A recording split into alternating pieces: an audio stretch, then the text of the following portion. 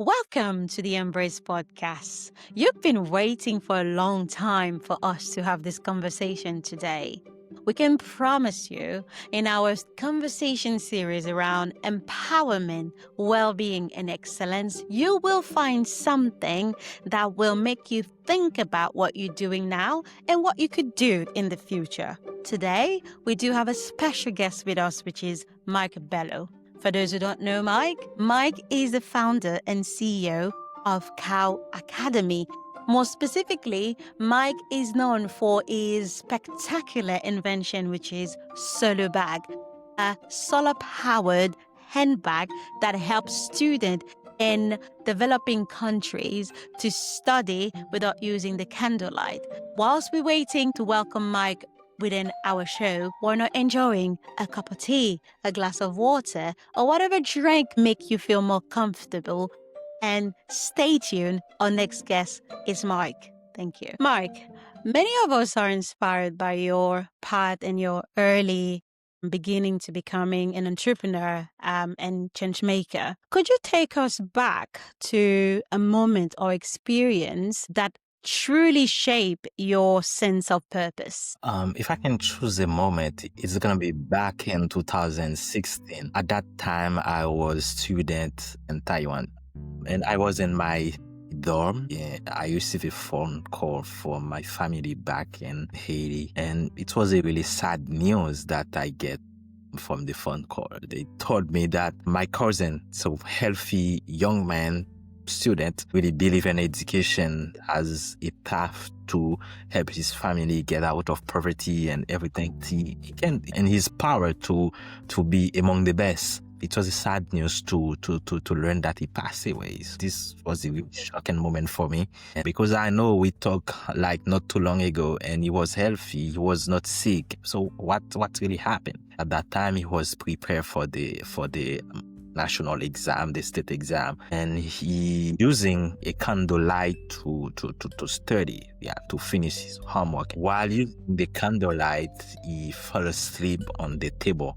The candlelight burned out and burned the table, and the house caught fire. And he didn't make it out because he was sleeping, and he didn't make it out. And I thought myself, this is really sad story, and personally, this really affect me. But I say this is not the first time I heard about people studying using candlelight, using wood, and fall asleep, and house get fire, and they die in the accident. What can I do to make it the last time I heard about that? And this is the time I start to brainstorming, to come with ideas. At the beginning, I was studying economics and commerce. So entrepreneurship is something that I do some study on it, but it's not something that I truly embrace. This is the moment I think I become an entrepreneur. And this is all I come up with one solution, which is Solo Bag. Solo Bag is a backpack that come with a solar panel on it and a LED light on top of the backpack. When the student put the backpack on and go to school, they walk, because usually people walk to go to school in rural area, and the backpack charge. When you go home, you don't have to use a candlelight anymore. You don't have to use the wood anymore. You just turn on your backpack and the light come up, and you can study. So it's really safe, clean, and this is the solution that I bring to the people that usually die because was looking for education, looking to get something better for them from their family. And I think this was the turning point that transferred me from economics to entrepreneurial. Wow, Mike, what an incredible story. And I would like to say my condolences to yourself and your family. I don't believe anyone should have died in that situation.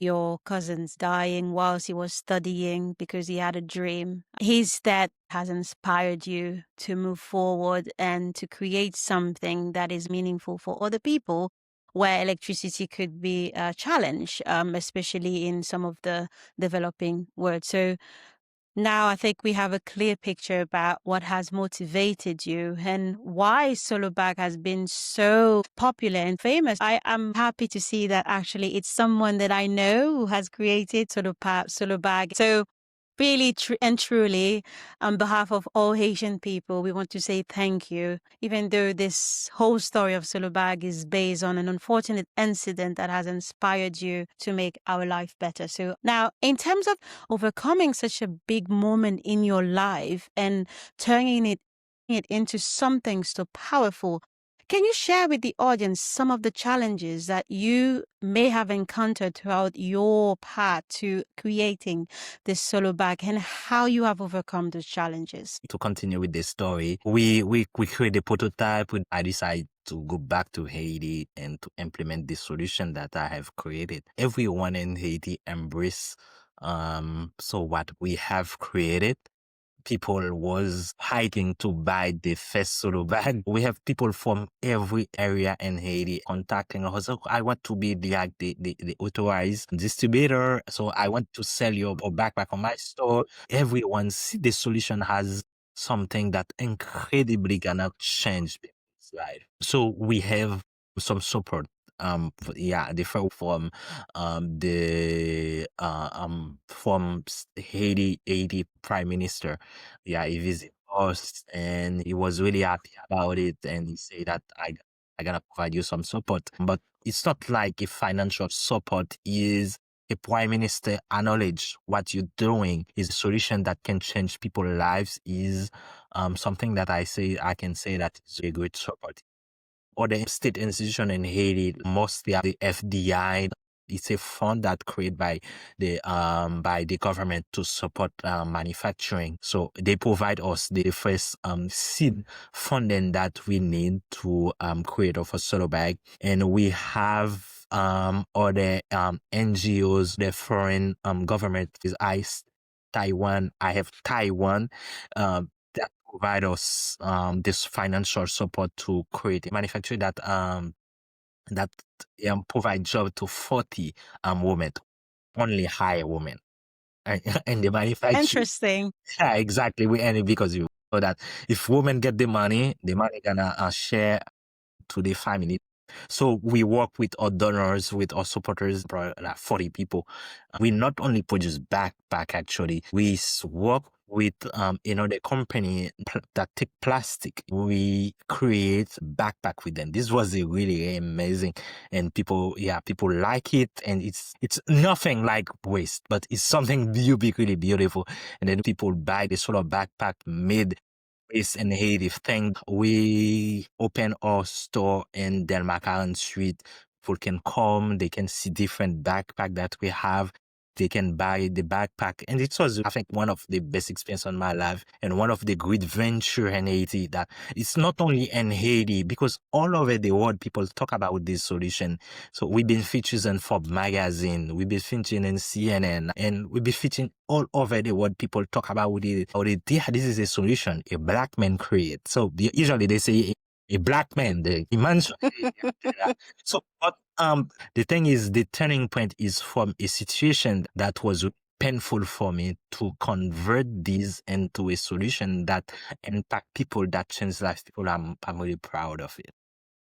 Yeah. If I were you, I would also be proud, Mike. And I think when you mention how you upcycle some specific ways and you turn them into something that is beautiful and appealing to your stakeholders, my background is in sustainability, so that was music to my ears when you say how you turn the plastic containers into something that people can use. I think that's the story we don't necessarily hear from the media in terms of what Haitian people are doing. We know that we have some challenges in the country, let it be political turmoil or let it be political instability, but the people will never give up. So what I'm hearing from your story is that there is hope, and you've utilized that hope by leveraging one of the main or the core pillar in the society, which is women, and empowered those women to make sure that at least more than one person can benefit Yeah, from the solo bag. it was the main idea Yeah. because we want to affect more than one person. And so we have done many studies, and they see that the best way to do that is to give the woman the job. At the beginning, it was really hard. It was really challenging to do that. But at the end of the day, we succeed on it. Can see that. And that's really empowering and in lines with the embrace pillars, where we have the empowerment pillar, the breed pillar, which we're going to move on to very, very soon. And then we have also the ace pillar. But I think from your story, the empowerment and the excellence bit, it's very clear. That's why I'm going to ask you a very personal question. How do you disconnect? How do you look after yourself? Because you're a very busy person. You have lots of meetings and you're juggling your university, your entrepreneurship. So how do you disconnect from all these noises and focus on your well-being and mental health? So I think this is one of the things that a lot of people, entrepreneur, or mostly in Haiti, we don't talk about it. One of the most challenging thing for me is the mental health. Depression is something that I fell into. Sometimes I wake up and I don't want to do anything because I feel so much pressure on me. I have this donor that I'm supposed to send something I didn't send, and I have my team that's supposed to provide me this thing. So yeah, there's a lot of things. And I remember last year, I think it's around the same time, I say, okay, I'm gonna just take a break from everything because it was too much pressure for me. And I think in my current venture, Cow Academy, this has put like a stop in the growth of the company because I said that that's too much for me and I cannot continue anymore. Yeah, so I think this is something that people don't talk about Haiti, but a lot of Haitian entrepreneur is facing the mental challenge. I remember last year, the way that this affect me, my company, everything that I have done, and I thought myself, I cannot do this anymore, and I seek help from professional, and then I get some prescription. I get some medical assistance, firstly from the experience that I have in Haiti about the kidnapping, about everything, and you get the venture, you get this company that you take to another level. But sometimes you see everything that you want to do, but you don't have the means to do it. You don't have the funding to do it. You don't have the financial support to do it. But what people asking for you or expect for you is really high, and you can deliver it. You working with a team. You are not here, but the team is really far away, and you have to juggle so all of the situation. And sometimes they don't deliver, and if they don't deliver, you don't deliver because you depend on them to give you the result. And the donors, the people that support you and not just give you money, but support you in any way. And I work with some like big organization. And if you miss a deadline, you're sure that you won't gonna get the support next year. So this is something that put you into depression. And last year, it took me almost 4 to 5 months to get out of this thing. But I get some support. I get medical assistant. Anyone that is listening to this podcast who probably gonna find yourself in the situation, go seek some help. Just don't try to overcome it yourself because it's gonna be really hard and it's gonna take time for you to get out of it yourself, because this is the first way that I thought I can overcome it is to fight myself. And at the and I say, yeah, I can't do it anymore. I have to seek help. And then it's take me less time to overcome it with the help of other people in this domain. Thank you. Thank you for sharing this, Mike. For a man of your caliber, it does sound like you have a lot on your plates and you have a lot of expectation from society. And you also put a lot of pressure on yourself because you know it's your dream, it's your purpose, and you know what you want to achieve, right? So I think I can relate to the story that you just shared in terms of mental health and well-being. What I realized when I moved in the UK, it was really challenging for me to take a break, whereas I could see that mental health has always been something that people want to prioritize. If I stay and I don't do anything, I feel really guilty. There is power in nothingness. That's why mainly I found Embrace. There is power in staying still and not doing anything. At some point in time, as an entrepreneur, you will face those sort of challenging moments that will probably make you question yourself and your team. But you've been wise enough to take that break and say, I need to step away from that situation and then look after myself and come back even stronger. I think that's a very powerful lesson and message that you just shared with our audience in terms of taking that step back, taking that break to pause and reflect and enjoy also the little things. And I'm happy you say seek professional assistance. We're going to move on to the excellence part. You've mentioned something around working with Google, experience many leadership styles. So for you today, if you were to define what leadership means, how would you define leadership now? Yeah, that's really interesting. Since I've been many places in the world, for example, been to Taiwan for 4 years, Japan for 1 year, another year in South Korea for my master's study, and back to Haiti, moved to the US. This gives me like an overall picture of what leadership is really mean. And for me, leadership is more about serving, is more about helping. I have my team, and at our academy, we have over 15 people. I don't see myself as a boss that gonna give the direction. I go the other way to see how can we collaborate to do this. It's like serve the teams, work along with everyone and the team to get the result. Is something that is different from other culture, because there is some culture, if you are the boss of the company, you just sit there and you give the directive and everyone go and do what you ask them to do. But this is at the beginning what I thought that leadership, CEO and everything is it. But Asia tell me a totally different story about leadership. For example, when I was at my school and we go dining with the whole department, and you see that the dean of the department is the person that stand and serving you food. You see the professors, everyone sitting with you and eating. Is not I'm the dean responsible of this university and I'm supposed to stay with the high ranking people. I cannot be sitting talking with serving student food. This is the what I learned from Taiwan, from Japan, from South Korea, that shaped my view a little bit about what is leadership is really is. It's not just put yourself in a position that you think you are above of everyone, but put yourself in a position that you want to serve everyone. When you want to serve everyone, everyone want to serve you. And when everyone want to serve you, they're going to serve the company, because they're going to do everything that is in their power to keep your company on top, to do their job, and your company can succeed. For example, and at Kawa Academy, my team, they work from Monday to Friday.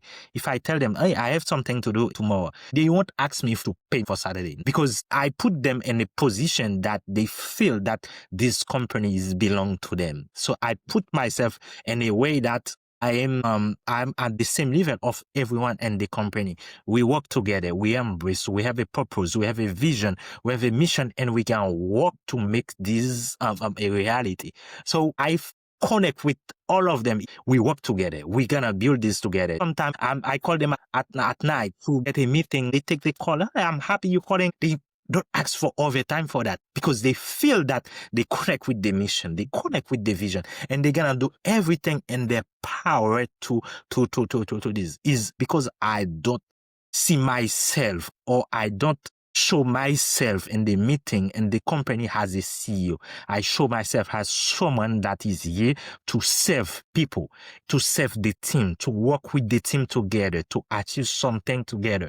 The way my view on leadership was shaped in Asia. When I go back and everywhere that I work, I apply the same thing. I serve people, I serve my team, I connect with my team, and there is no one above. So the same thing that people that in the customer service do, I do it. And if you need help, I gonna help you. If you need a break, just go get a break, and I gonna finish for you. If you need a 1 day off, okay, no worry, just take your day off. I gonna cover you. And this is magic. And I think this is one of the things that make Cow Academy, my last venture, take off so easily. Whilst I was listening to you, I could actually connect to what you're saying. This is very powerful because you are telling an authentically true story where, from your perspective, leadership is about serving your people. Leadership is about showing up for your people as well. And leadership is also about creating a sense of belonging and trust for your people. And I think that's interesting, especially when we're living in the world where hierarchy tend to get in the way of collaborations. I remember one of my mentor once told me that when you have a team, never ever assign a task that you wouldn't do yourself to your team. Because if you can't do it, if you don't think this is worthy, why would you give it to someone else? So I think based on your story, that's the kind of key takeaway. You also sit within this customer services team. As a CEO, you wouldn't find that quite often in companies. So that's very empowering from your end, Mike. That sense of belonging, this is their company as well. It's not my company. It is our company, and we will do whatever possible to keep the company profitable.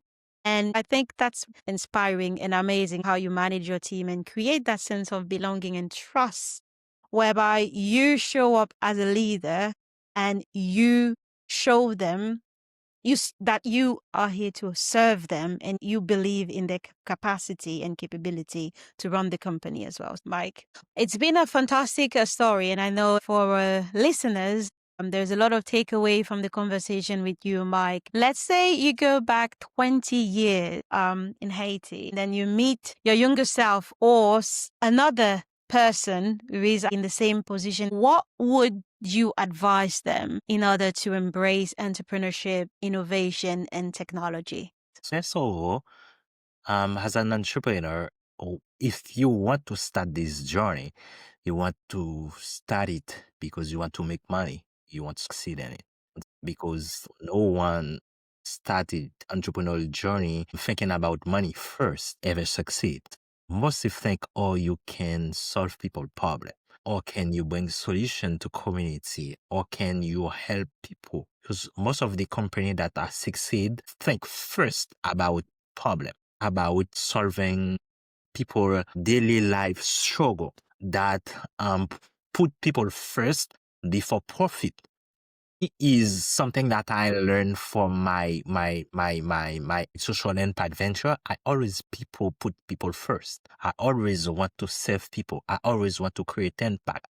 20 years from now, I think I would tell myself, Mike, you do great. You choose to put people impact first before money, being rich, before six-figure salary. So yeah, put people first. I remember this story. I was working with NGOs in Haiti, yeah, when we was building the manufacturing in Matissan, and they say, we go over the paper, we already, we don't see that salary for you. I say, no, don't worry about that, because that's not important for me. That's what's important for me is we help those 40 women. I can sustain myself. What most important for me is, yeah, we get this impact. We get those women working, those NGOs see something that is different from what they used to see about other company that they work with, where the CEO give them a big salary. So even when we stop Solo Bag, they contact me to ask if I have any venture, if I have any initiative they can work with. They see that I mostly focus on the impact, or mostly focus on, or we can change life. I cannot create an impact, just put money on my pocket. No. I teach at university. I do consultation. This is enough for me to generate money. Probably after 3 years, I can create a salary for the CEO for myself. But at the beginnings, yeah, not just create the impact. A lot of you that create a solution, a lot of you that are entrepreneur, you have so much talent, so much capacity. You don't have to give yourself like a 10,000, 50,000 salary. And when you do that, you're going to reduce the impact. The company, there is so many ways that you can do it in consultation. You already get the credibility. Why you have to take it from here? Because you have to believe on this thing. You have to do everything that in your power, as you mentioned it before, to make it happen, to make the impact, to make it succeed. So step by step, focus on the impact, not on the money. Create the impact. So what I'm doing with my venture, I don't want to just survive from it or to get rich from it. No, I don't want this. Even solo bag, even Cow Academy is the same story. We put the impact first. And any entrepreneur, when you give yourself a salary, just give something that won't affect the company. Just don't take yourself as Elon Musk or Bill Gates that you have to give yourself like 10 times the salary of the manager. You're going to think yourself in a way that this company cannot sustain itself.